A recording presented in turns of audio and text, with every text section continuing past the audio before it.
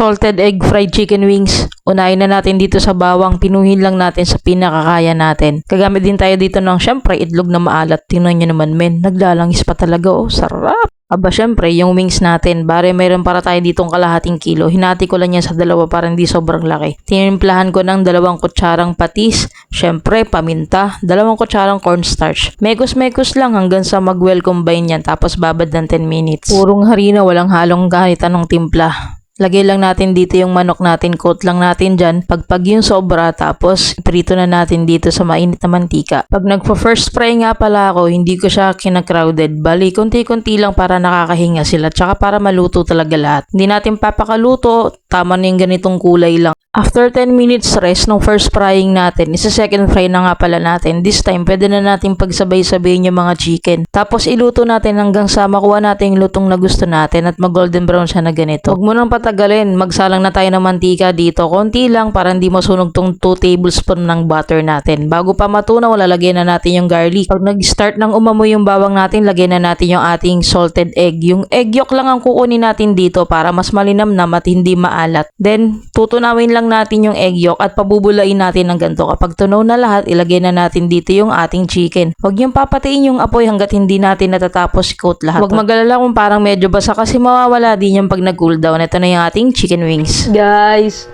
di ko alam, di pala nagpe-play yung video. No ba yan? Buti na lang, di ko pa siya nakakalahati. Naka-start pa lang ako kumain. Ulitin ko na lang. Tingnan nyo. Grabe, uy. Kaya pala sabi, ba't parang wala nagbi-blink na red doon? Wala nagre-record. Ito yung ating, ayan, yun tuloy, nawala na ako. Salted egg fried chicken wings. Tapos, yung natirang puti ng itlog, ayan. Ayan, pruweba ha. Nilagay natin dito, kasi naman, di nag-record. Tapos, yung natira din na sauce doon sa kawali kanina, is isinama ko sa kanin. Sabi ko nga kanina, masarap yung kasi natusta na yung garlic. Grabe, sobrang gutom ko na wala sa isip ko.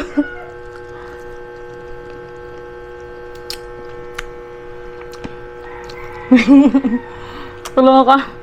Ayun nga, baka sabi ko nga, baka nagtataka kayo bakit yung egg yolk lang ginamit ko. Una, iba yung sarap niya pag egg yolk lang ng itlog maalat. Ano siya, malinamnam yung lasa niya. Tsaka hindi sobrang alat. Kain mo.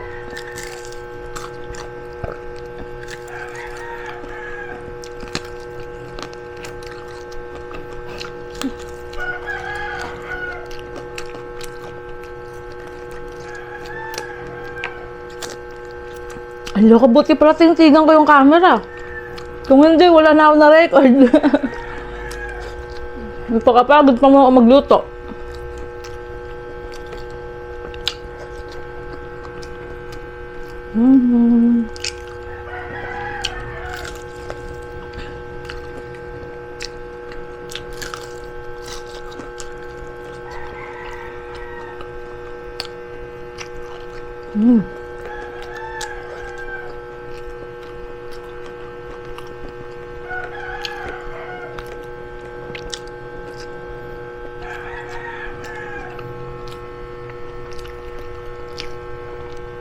Tip ko lang, pag nagluluto kayo ng mga manok na nilalagyan ng flavor, yung pinakamanok, wag nyo masyadong lagyan ng lasa. Kasi kapag nilagyan nyo ng flavor yan, may dagdag alat pa yan. Baka naman feeling nyo kumakain na kayo ng dagat. Pag sobrang lasa ng manok nyo, tapos pe-flavoran nyo pa.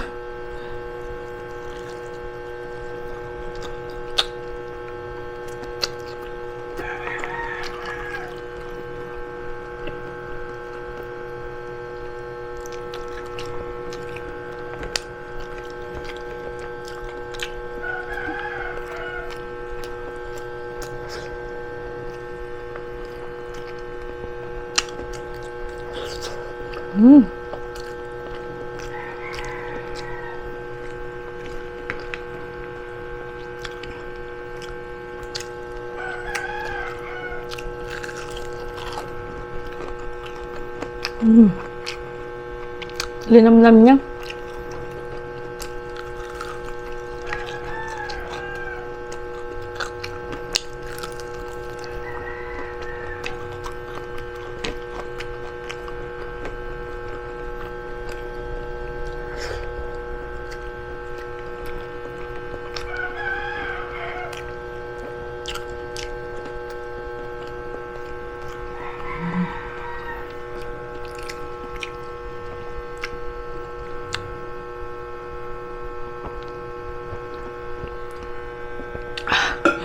pag isa kang content creator, hindi mo may iwasan na akala mo nagpi-play yung video, minsan naman bigla siyang hihinto. O kaya mag-full storage nang hindi mo napapansin, makukurap. Ayan yung hirap minsan, lalo na pag nag-effortan mo, guho ka talaga.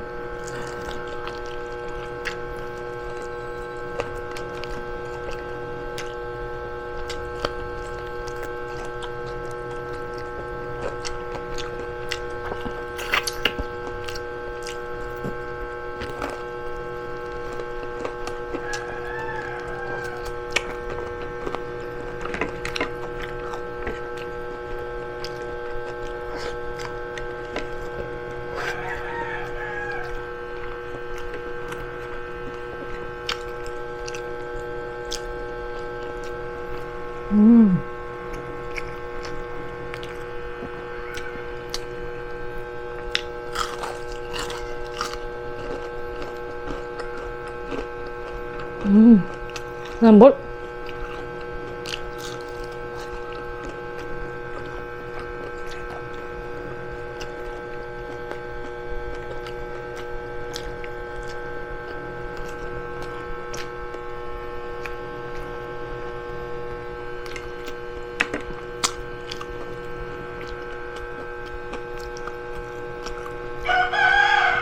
Ang sarap. Alam mo, parang siyang pampapak talaga eh, no? Kaya pulutan.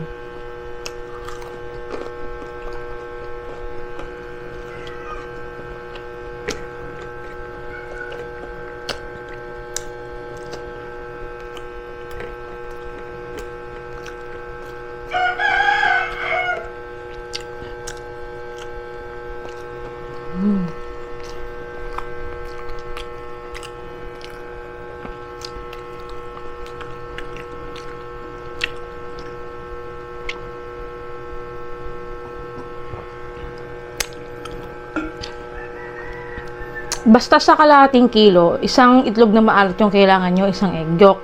Tapos, 2 tablespoon lang ng tawag dito, margarine, ay ng butter. Huwag kayong gagamit ng margarine, mag-ibay lasa. Pag 1 kilo, 2. Minsan, hanggang 3 itlog maalat, depende sa panlasa nyo. Ako kasi, yung isa sa kalahating kilo, yung 2 sa 1 kilo is swak na sa panlasa ko. Pero pwede nyo dagdagan. Wag lang sobra kasi baka umalat.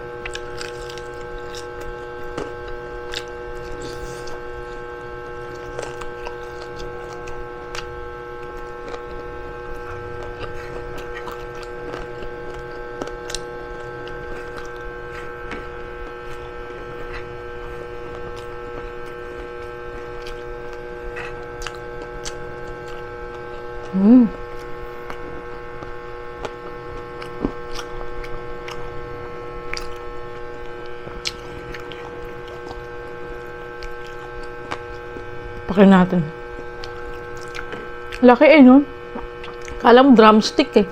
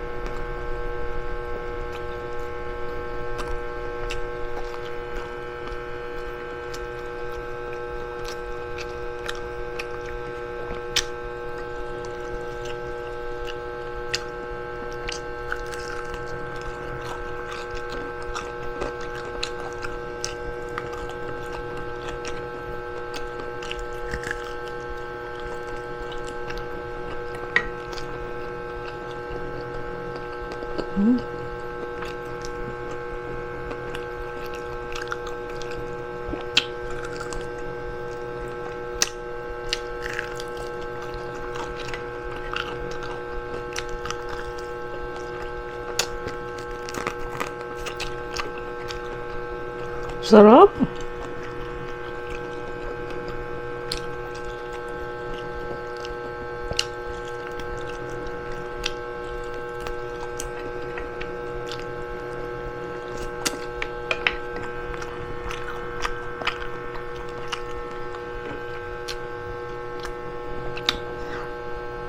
Grabe, na-miss ko to. Tagal kong di nagluto nito. Huling luto ko na ito, siguro 2 years ago na.